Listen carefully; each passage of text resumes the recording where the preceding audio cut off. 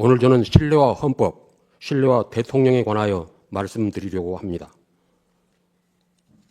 공자의 제자 자공이 스승에게 정치에서 무엇이 중요한지 물었습니다. 공자는 대답하였습니다. 식량을 풍족하게 하는 것, 군비를 넉넉히 하는 것, 백성들이 믿도록 하는 것이다. 자공이 다시 물었습니다. 어쩔 수 없이 한 가지를 버려야 한다면 어느 것을 먼저 버려야 합니까? 군대를 버린다. 자공은 또다시 묻습니다. 또 한 가지를 버려야 한다면 어느 것을 버려야 합니까? 식량을 버린다. 예로부터 죽음은 모두에게 있는 것이지만 백성들의 믿음이 없으면 나라는 존립하지 못한다. 논어의 안연편 제7절에 나오는 구절입니다. 우리 국민들에게 정치에서 무엇이 중요한지 묻는다면 어떤 대답이 나올지 궁금합니다. 전쟁과 굶주림에 참혹한 기억을 간직하고 있는 세대라면 아마도 국방이 가장 중요한 것이고 또한 식량이라고 할지 모르겠습니다. 그런데 공자가 살았던 BC 5세기 춘추 시대의 말기는 그야말로 굶주림과 전쟁이 끊임없이 이어졌던 시대였습니다. 그 혼란의 시대에서 공자가 통찰한 정치의 근본은 백성의 믿음이 없으면 나라는 설 수 없다는 것이었습니다. 그 통찰은 오늘날의 시대에도 그대로 적용됩니다. 국민의 믿음, 신뢰가 없으면 나라가 설 수 없습니다. 어느 정권이나 실수와 잘못은 있기 마련입니다. 중요한 것은 잘못을 줄이려는 노력, 그리고 실정이 발생했을 때 이를 인정하고 원인을 분석하여 같은 잘못을 되풀이하지 않도록 노력하는 자세입니다. 그러한 태도가 국민의 공감을 불러일으킬 때 신뢰는 유지될 수 있을 것입니다. 피청구인은 실패와 실정을 인정하지 않았습니다. 인정하지 않았으므로 사과도 없었습니다. 모든 잘못을 야당과 전 정권에 대한 책임 전가로 일관하였습니다. 어느덧 피청구인의 주변에서는 아집, 불통, 격노란 말들이 흘러나왔습니다. 특히 그의 인사권 행사는 최악이었습니다. 인권을 보호해야 할 기관에 인권을 가장 무시하는 인물을 임명하였고 청렴과 국민 권익을 보호해야 할 기관에는 권력을 남용하는 인물을, 권력을 감시해야 할 기관에는 권력에 아부하는 인사를 거리낌 없이 임명하였습니다. 배우자에 대한 의혹은 피청구인이 가장 큰 리스크였다고 할 수 있습니다. 국정에 밀착해 적극 개입한다는 말들이 정권 초부터 지속적으로 나오고 있었습니다. 주가 조작, 명품백 수수 혐의 등에 대해 야당이 제출한 특별검사 법안에 대통령은 거부권을 고집스럽게 행사하였습니다. 최상병 특검법 등 다른 법안들에 대해서도 마찬가지였습니다. 피청구인도 국민으로부터 신뢰와 존경을 얻고 싶었을 것입니다. 그가 자신의 위기를 벗어나기 위해 사용한 것은 국가 긴급권과 국군 통수권이었습니다. 비상계엄이라는 극단적인 수단으로 자신의 정치적 반대자를 척결, 곧 없애버리고자 하였습니다. 주권자를 보호하는 데 사용해야 할 헌법상의 권력을 주권자를 공격하는 도구로 사용했습니다. 그의 비상계엄은 헌법에 명시적으로 규정된 요건과 절차에 전혀 맞지 않았고 국회의 계엄 해제 의결을 폭력을 써서 저지하려 했으나 노렸던 반전은 일어나지 않았습니다. 계엄 실행 과정이 실패로 돌아가자 피청구인은 심지어 자신의 명령을 수행한 부하들에게조차 신의를 다하지 않았습니다. 자신의 책임을 모면하기 위해 부하들에게 모든 죄책을 떠넘기며 그들의 충성심을 배반하였습니다. 이러한 피청구인이 국민으로부터 신뢰와 존경을 얻으려 했다면 참으로 아이러니한 일입니다. 대통령은 국정 최고 책임자로서 최고의 권력자입니다. 헌법은 대통령이 최고의 권력을 갖고 있기에 그에게 헌법 수호 책임을 부여하고 있습니다.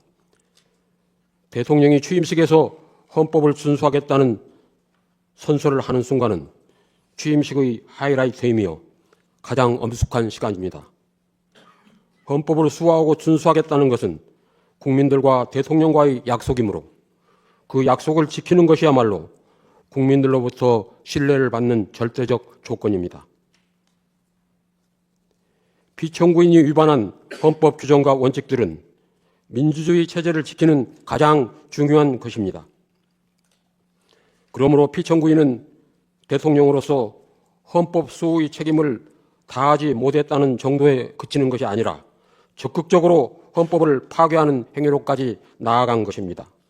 국민들이 부여한 신뢰를 최악의 방법으로 배신함으로써 민주공화국에 대한 반역 행위를 저지른 것입니다.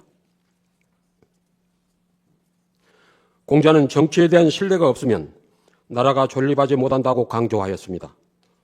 공자가 말한 정치에 대한 신뢰를 오늘날의 언어로 바꾸어 말한다면 헌법에 대한 신뢰, 민주주의에 대한 신뢰라고 말할 수 있습니다. 민주주의가 보호하는 것들은 특별한 것들이 아닙니다. 상식적이고 평범한 것들입니다. 민주공화국, 인간으로서의 존엄과 가치, 법 앞의 평등, 양심의 자유, 언론 출판의 자유, 집회 결사의 자유, 학문과 예술의 자유, 보통 평등 직접 비밀 선거의 원칙 같은 것들입니다. 헌법에는 민주주의가 보호하는 이런 원칙들, 평범하지만 소중한 권리들이 적혀 있습니다. 이들은 우리 일상에서 상식적이고 평범한 것들이지만 결코 당연한 것은 아니었습니다. 이 평범한 민주주의 가치를 지키기 위해서 많은 사람들이 목숨을 걸어야 했고 피를 흘려야 했습니다. 자신의 삶을 걸고 싸워온 이 가치는 그대로 미래로 이어져 가야 합니다. 역사는 우리에게 경고합니다. 민주주의는 스스로 지키지 않을 때 왜곡되고 훼손되며 결국 무너지고 맙니다. 우리의 평범하고도 소중한 일상을 지키기 위해서 우리는 민주주의자, 곧 깨어있는 민주시민이 되어야 합니다. 작년 12월 3일 피청구인은 비상계엄을 선포함으로써 이 모든 원칙과 권리들을 무너뜨리려고 했습니다. 평화로운 일상이 습격당한 그 순간에 우리는 민주공화국 최고의 권력이 오히려 민주주의와 헌법의 가장 큰 적이 될 수 있음을 확인할 수 있었습니다. 야당을 괴물로 민주주의 적이라고 규정한 피청구인이 스스로가 괴물이고 민주주의 적이라는 정체를 드러내는 것이었습니다. 피청구인 행위는 단지 자신에 대한 신뢰를 추락시킨 것만이 아닙니다. 그것은 민주주의와 헌법 그리고 국민들의 평화로운 일상에 대한 신뢰 모두를 흔들어 놓았습니다. 이제 공동체의 상식과 보편적인 원칙 그리고 정치와 헌법에 대한 신뢰를 회복해야 합니다. 이는 어느 정파를 지지하거나 반대해서가 아닙니다. 오로지 대한민국이라는 민주주의 공동체를 위해서입니다. 헌법이 무너진 현실 속에서 시민들이 헌법전을 찾아 읽고 필사까지 하고 있다고 합니다. 헌법조문을 읽고 필사하며 슬픔과 좌절감을 느끼는 경우도 있지 않을까 걱정스럽기도 합니다. 하지만 지금이야말로 시민들이 민주주의와 헌법을 그 합당한 깊이에서 제대로 이해할 수 있는 축복의 시간이 될 수 있습니다. 대한민국 미래의 희망을 볼 수 있기 때문입니다. 헌법의 작동을 이해하는 시민들이 많아질수록 우리의 평화롭고 아름다운 일상이 유린되는 일은 생기지 않을 것입니다. 존경하는 재판관님, 오늘 우리가 이 자리에 모인 이유는 바로 민주주의와 대한민국의 가치를 침해한 권력자에 대한 탄핵 심판을 위해서입니다. 그에 대한 검증은 끝났습니다. 사람에게 충성하지 않는, 하지만 충성만을 받고자 했던 인물, 상식을 뛰어넘는 언동으로 일방통행만을 일삼았던 인물, 손에 왕자를 새기고 나타난 인물, 대규모 군사 퍼레이드를 즐기며 역대 독재자 대통령들을 찬양한 인물, 헌법을 준수하거나 수호하기는커녕 파괴한 인물, 그가 대통령이 된 후 부끄러움은 온전히 국민의 몫이 되었습니다.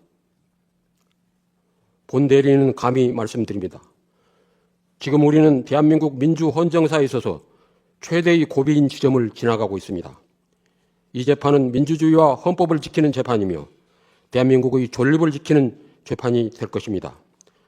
우리는 민주주의의 가치를 믿으며 그 가치를 수호하고자 합니다. 오늘 우리는 모두 민주주의자입니다. 부디 피정부인 대통령 윤석열을 파면하여 주십시오. 감사합니다.